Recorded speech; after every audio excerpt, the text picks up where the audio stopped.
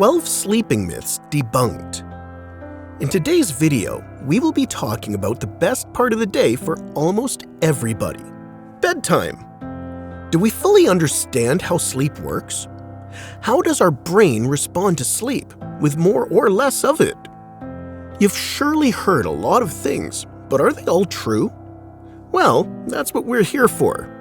Welcome back, Infomaniacs, to a new video from Junkie TV, your go-to for learning something new and filling your mind with the weirdest, mind-blowing facts. Make sure to subscribe to our channel and hit the notification bell to learn about all things interesting. Now, sit back, get comfortable, and let's get started. We're about to debunk some of the sleeping myths you've heard. We're pretty sure number 1 will hit you pretty hard. Myth number 12. Watching TV in bed is a good way to relax before sleep. A night in with a huge bowl of popcorn while binge-watching your favorite show could easily pass as a therapy session, just not when you're getting ready to sleep. You see, TV is a source of bright blue light, which is an interference to our circadian rhythm, the natural sleep-wake cycle in our brains. This signal, also called a Zeitgeber, wakes up our brain and body, making us alert in the morning. So if you're having trouble falling asleep at night, watching Netflix in bed before sleeping might just be the reason. Myth number 11, drinking booze before bed will improve your sleep. Having a drink before sleeping is like taking a sleeping pill. Yes, it will help you fall asleep, as long as you don't drink too much. After all, you don't want to have a hangover in the morning. However, it will disrupt your normal sleep cycle, resulting in poor sleep quality. Alcohol suppresses REM sleep, which is the part of your sleep cycle that happens 30 to 60 minutes after falling asleep. That's the stage of sleep when you start to dream and is said to be restorative. When the alcohol leaves your system, the REM is disrupted and occurs at the wrong time. As a result, this will ruin your much-needed sleep hours, leading to daytime sleepiness and lack of concentration. That's why it's not recommended to use alcohol as a sleeping pill. Sure, it'll get your eyes to shut, but it will also ruin your whole sleep. Myth number 10. Lying in bed with your eyes closed is almost as good as sleeping. Let's be honest, you're not going to fool your own brain. When your brain needs sleep, closing your eyes just isn't going to do it.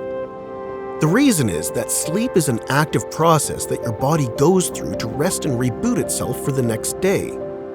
You enter one stage after another, and your sleep gets progressively deeper until you reach your REM sleep. Then you wake up momentarily to start the cycle all over again. To wake up well-rested, your sleep cycle takes about 60 to 90 minutes, happening 3 to 5 times per night. Any disruption to that process, and you'll wake up feeling tired and sleep-deprived. So when you're lying in bed with your eyes closed, trying to convince yourself that you're sleeping when your brain is actually pretty busy, that's not actually doing you any good. Myth number 9. If you can't sleep, you should stay in bed and try to fall back asleep. Has this method ever really worked for any of you? The whole idea of pressuring yourself by saying, "I must go to sleep," well, it doesn't exactly work. As a matter of fact, it's advised to do the exact opposite. Relax and don't worry about falling asleep. You could stay in bed and see what happens, but don't mentally punish yourself for not being able to go to sleep. In case you can't relax and go to sleep, it's better to get out of bed so you don't associate the bed with stress. Myth number 8. Many adults need 5 hours of sleep or less. We don't know who came up with this, but they must have really bad beds. It's been clinically proven that the vast majority of adults need from 7 to 8 hours of sleep. There may be some individuals that do fine with 6 hours of sleep, but any less than that is just a myth. You might hear people brag about being fine with just 5 hours of sleep, thinking of it as a macho thing that proves how great they are. You know, the whole sleep is for the weak thing. But the truth is, these people will likely make up for lost sleep on the weekends or in power naps, because sleep is for the tired, and it's for everybody. Myth number 7.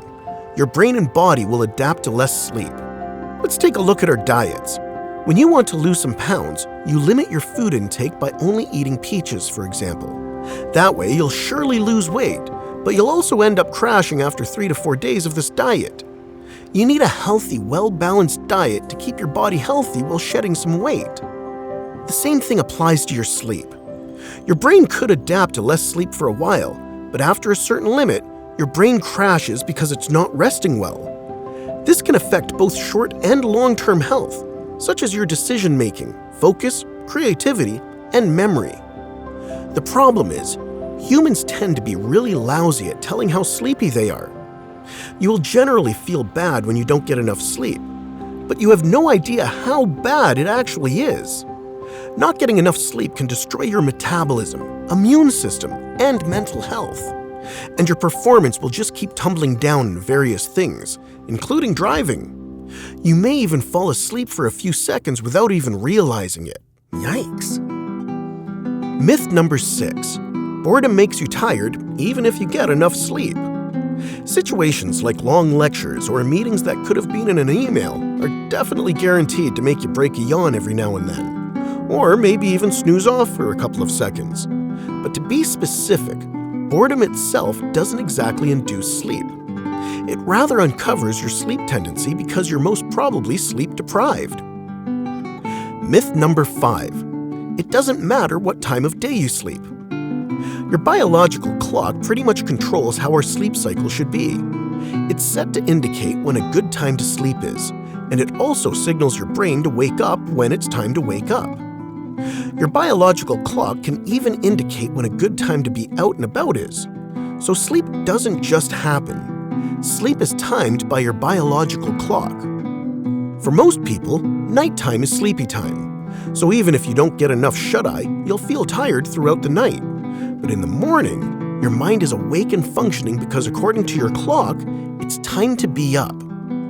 Some of us who work night shifts, like nurses and firefighters, gain the ability to break this rule. But like anything else, flipping our body's logic against its normal flow has a price to be paid.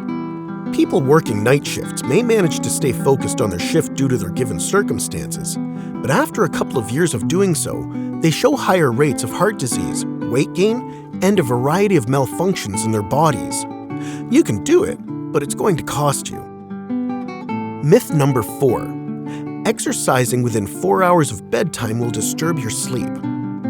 As a general rule for those struggling to go to sleep, it's advised to stay away from active things for about an hour before sleep, including exercise, of course. On the other hand, there are many people who exercise in the evening right before showering and going to bed, and they still do very well. In fact, the exercise actually helps them fall asleep. Exercising releases all the tension and stress built up during the day. So if you're that person who tires themselves with exercise, then sleeps like a baby afterwards, by all means, do your thing. But if exercising at night makes it difficult for you to fall asleep at night, you might want to stay away from that routine. Myth number 3. Remembering your dreams is a sign of a good night's sleep. We wish it were that simple. We would actively choose to forget our nightmares if that were true. There's a huge variation from person to person in how much one remembers of their dreams, or if they even remember it correctly. Some of it has to do with when you wake up. If you wake up during REM sleep, you almost always remember your dreams. This is why you remember nightmares that interrupt your sleep when you suddenly wake up. On the other hand, some people don't remember anything at all about their dreams, making them think that they don't dream at night. But the next day, they wake up just fine and are ready to take on the world. So, remembering dreams isn't really what determines the quality of your sleep. It's how you feel the next day that tells you whether you got a good night's sleep or not.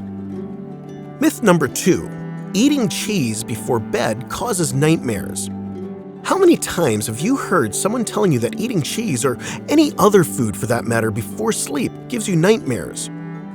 Fortunately for the cheese lovers out there, there is little evidence to this old wives' tale. In fact, there's not any food type out there that causes people to have nightmares. However, eating before you sleep definitely can cause you discomfort and indigestion, which might lead to trouble sleeping. It really depends on you and not what you eat. A person with lactose intolerance will of course have an upset stomach at night if they eat cheese for dinner, and it may show up as a nightmare. Myth number 1. Hitting snooze is better than getting up. There are 2 types of people in this world. Those who set one alarm in the morning and wake up once it rings feeling pumped and ready to start their day, and those who, well, let's say, don't do TV commercials about waking up. No matter how good hitting that snooze button feels and how big of a difference you think those extra 5 minutes will do, the best thing to do is practice sleep hygiene. Clean up your sleep from any possible distractions and have a consistent bedtime. Of course, it's a lot easier said than done, but you could start by going to bed in time and setting only one alarm. The later your alarm, the better, so that way you can have as much sleep as possible without the interruption of your snooze alarm. The majority of REM sleep is in the morning, right before we wake up, so try to protect that as best as you can. And that's a wrap for today, Infomaniacs. If you found this video interesting, give us a thumbs up. Before you move on to the next video, don't forget to subscribe to our channel if you haven't already done so, to catch up with all of our cool info and theories. And hit that notification bell to get notified every time we post something new. Thanks for watching Info Junkie TV.